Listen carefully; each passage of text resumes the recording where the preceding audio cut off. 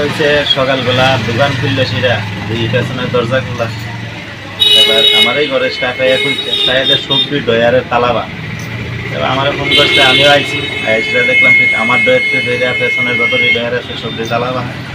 এবার CC camera on করলাম, on করে সেটা দেখলাম যে সবজি ডয়ার থেকে যা যা ঘোরাগাড়ি আছে, মনে করো যে কারিগর যে কাজ করে ঘোরাগাড়ি ডয়ারে থাকে।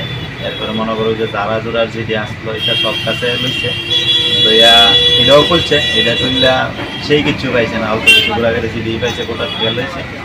লইয়া যাওয়ার সময় এই পেছনে যে আমরা ঘর জারা দিয়ে প্রথম জারা জোড়া দিয়ে যে ছালিয়ে দিয়ে ভালো নয় গাতার ছালিয়ে দিয়ে নিচ্ছে। এবং ঘটনাটা হয়েছে ভোর 4:30 থেকে ক্যামেরা যেটা দেখলাম আর কি, 4:30 থেকে প্রায় 4:41 অব্দি, মানে এটা ভোরবেলার ঘটনা। দোকান থেকে থানার দূরত্বটা কতটুকু হবে?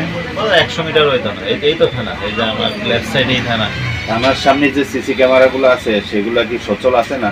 এটা যদিও জানি না, তবে আমরা পুলিশে তো বিষয়টা জানানো হয়েছে, বা পুলিশ আয়েসিরা দেখতেও গেছে বিষয়টির সাথে, বাজার ব্যবসায়ীকেও আইসে টোটাল কত টাকার জিনিস নিয়েছে মনে হচ্ছে? সেরকম জিনিস তো নিতে পারছে না, জিনিস তো লকারে আছে। ধরেন যে আসলো এমন হয় 20-30 হাজার টাকার জিনিস, একটা আইডিয়া।